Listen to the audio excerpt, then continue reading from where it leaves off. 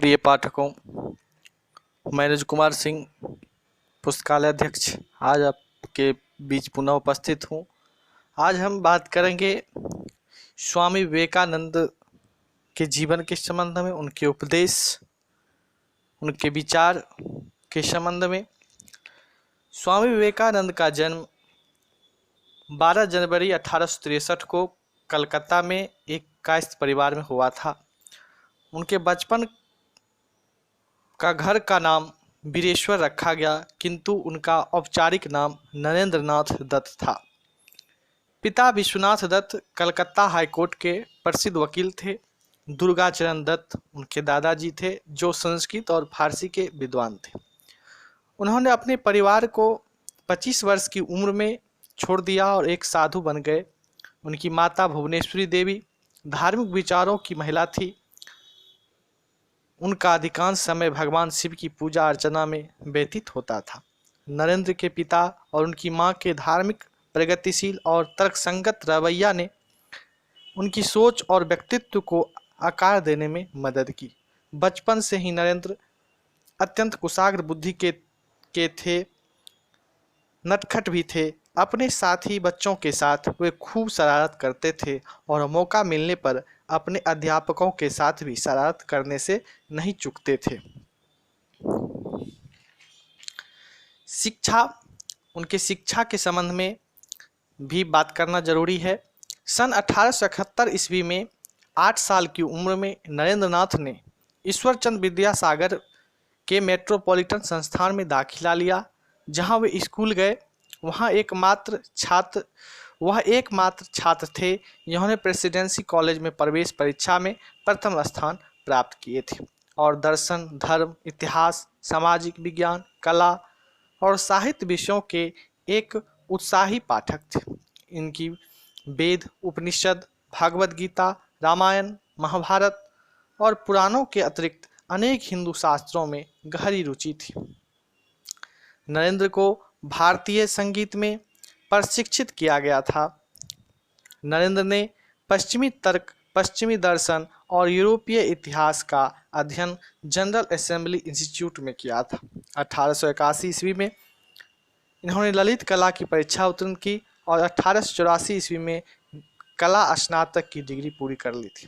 स्वामी विवेकानंद जी ने David Hume, Immanuel Kant, Johann Gottlieb Fichte, Baruch Spinoza, George W H Hegel, Arthur Schopenhauer, Auguste Comte, John Stuart Mill और Charles Darwin के कामों का अध्ययन किया। उन्होंने स्पेंसर की किताब एजुकेशन का बंगाली में अनुवाद किया।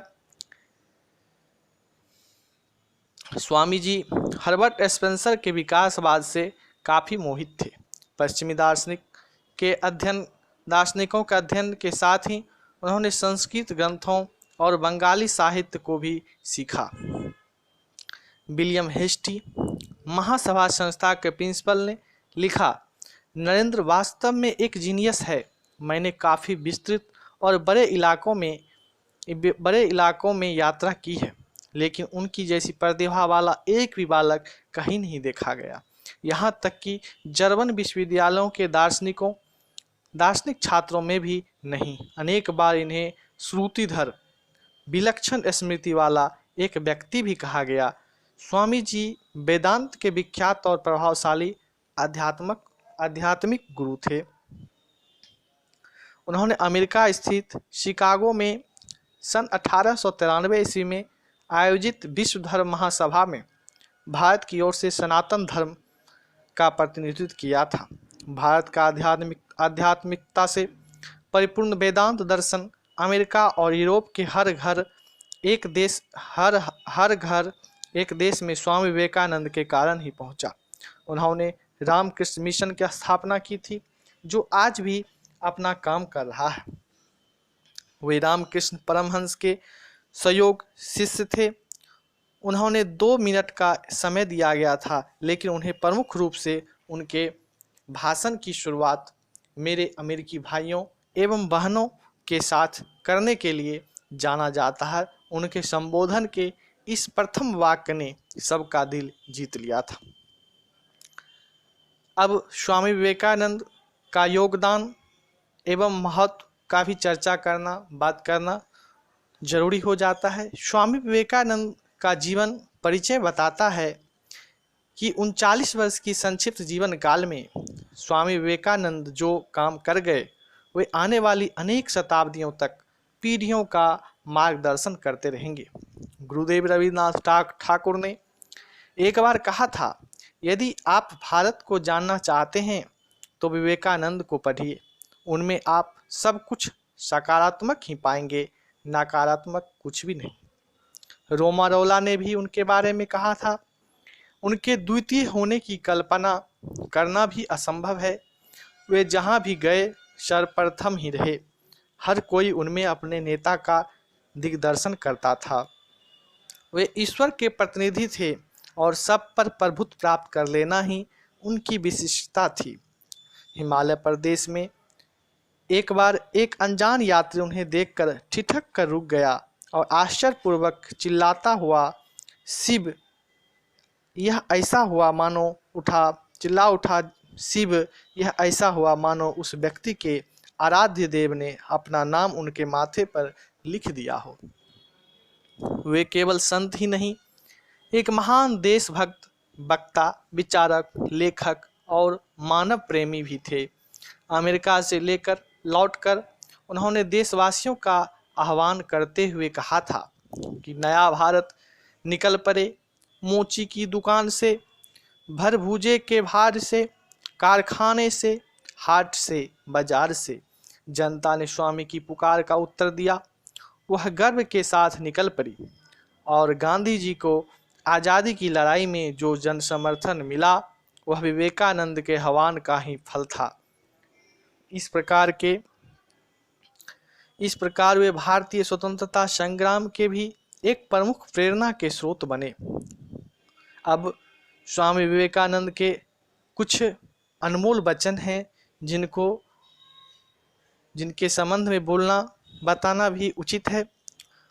उनके कथन, उठो जागो, स्वयं जाग कर औरों को जगाओ और अपने मानव जीवन को सफल करो और तब तक नहीं रुको जब तक लक्ष्य प्राप्त नहीं हो जाए। एक विचार लें और इसे ही अपने जिंदगी का एकमात्र विचार बना लें। इसी विचार के बारे में सोचें, सपना देखें और इसी विचार पर जिएं। आपके मस्तिष्क, दिमाग और रगों में यही विचार भर जाए, यही सफलता का रास्ता है। इसी तरह से बड़े बड़े व्यक्ति सफल होते हैं। इसके बाद एक समय में एक काम करें और ऐसा करते समय अपनी पूरी आत्मा उसमें डाल दें और बाकी सब कुछ भूल जाएं।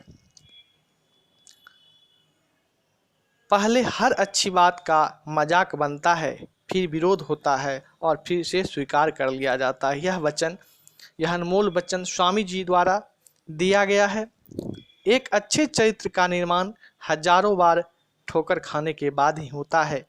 जीवन में ज़्यादा रिश्ते होना जरूरी नहीं, लेकिन रिश्तों में जीवन होना बहुत ज़रूरी है।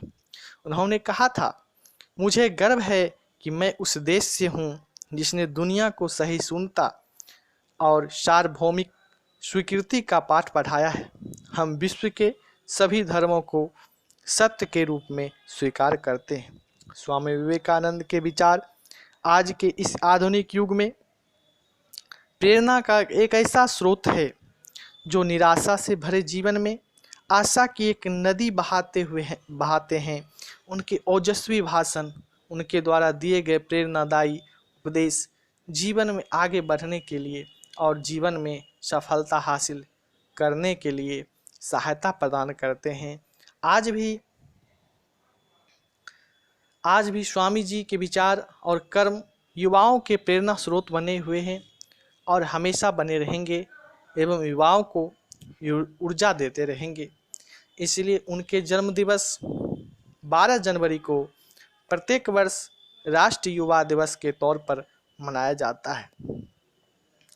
जीवन के अंतिम दिन उन्होंने शुक्ल यजुर्वेद की व्याख्या की और कहा कि एक और विवेकानंद चाहिए, यह समझने के लिए कि इस विवेकानंद ने अब तक क्या किया है। आखिरकार 4 जुलाई 1902 ईस्वी को ध्यान अवस्था में स्वामी जी महासमाधि ले लिए।